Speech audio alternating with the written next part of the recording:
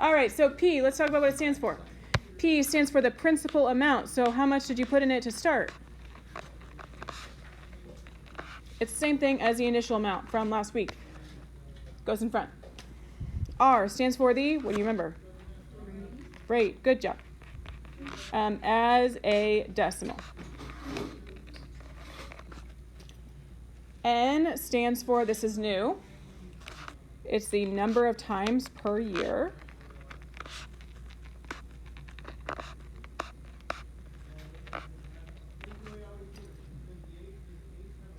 We'll talk more about that in a second. And then T is the same thing as last week. Do you remember? Time in typically years, and today it will always be number of years, because usually if you're investing something, you're going to put it in there and then you're not going to touch it. Okay? Or paying off a loan usually takes a few years. Here, we're only going to do 2 examples. $12,000, 8% interest. How much you got in 5 years? It's compounded quarterly. You'll know it's compound interest if it tells you how often it's compounded, okay? Meaning like how many times per year are they checking to see how much interest you get. Do you remember from Friday, you have to take that 8% and you have to switch it into a decimal. So this is percent form right now. So now we move that little decimal, divide by 100, boop, boop, and it becomes 0.08. Good job. Okay, rate is 0.08. So now you plug it into your lovely little formula here that you don't have to memorize. And it is, so 12,000.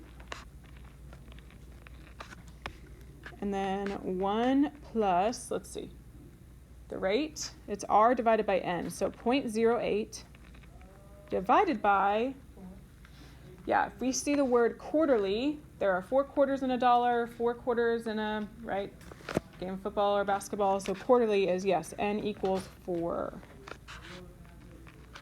And then it's raised to NT, so we'll put 4T. And you could plug in 5 for T. Oh, you'll see me do that in a second, but not yet. Okay, we're going to simplify this a little bit. This is where you need your calculator. You can, of course, type this in your calculator all at once. And like some of the calculators are better than others.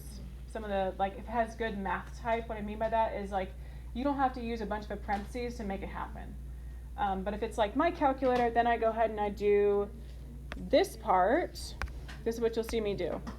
I'm going to do this part first. Let's just figure out what is 1 plus, low batteries. Oh no, don't die on me. Okay, 1 plus 0.08 divided by 4. And you get, what do you got? 1.02. So I'm going to rewrite this a little bit. 12,000 times 1.02 raised to, okay, it's 4 times how many years? 5. Okay. So that would give me, what power am I raising it to then? 20. Okay. So yes, when you go to put it in your calculator, go ahead and raise it to the power of 20. I'm going to type in literally 12,000 times 1.02. You can use parentheses if you want. Raised to the 20th power. And you have gotten a lot of money since then. Good job, Laura. She's got now $17,000. So wise. 17,831. Point. We're going to round to the nearest cent. So 37. Okay, number 6. We got Jack now. Jack took out a 6-year loan for $25,000. Purchased a boat. Maybe he's got a lake house. I don't know, Jack. 4.5% interest. That's pretty typical.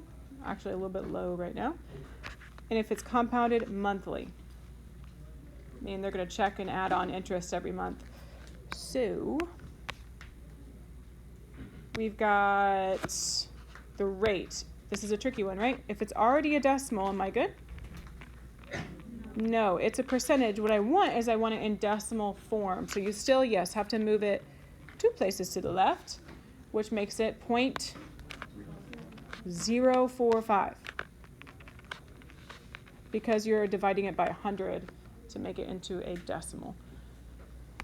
All right, now it's just plugging it in. I'm going to go ahead and plug in N and T this time, because you could just type this in your calculator all at once, but at the very least, show me this on like a test show me what you're typing in. Don't just put the final answer.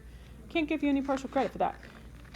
So it's growth, which is why we're adding to 1, and it's 0.045. I haven't even looked. It's monthly.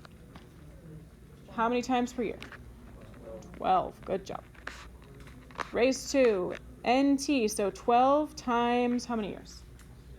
6. So you could type this all in your calculator if you have a calculator that can handle that.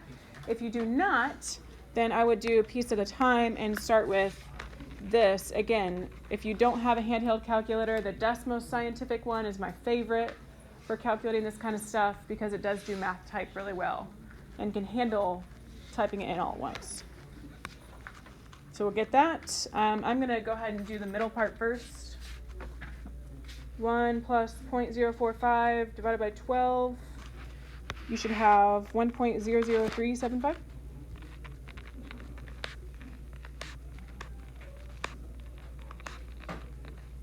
And it gets raised to the 72nd power. So now if you type it all in, oh, that's a 2. We should get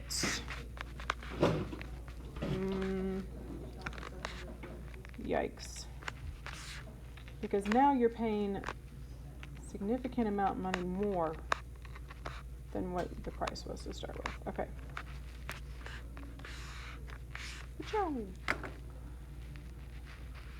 Okay, here's my little side note to you. If you want to avoid typing in your calculator like this decimal again, then what you should do is when you get to this step, this number right here, I didn't round it this time, but if I had rounded it, I am not going to use the rounded value. I need to use the answer key in my calculator if I'm going to do that green part first, okay?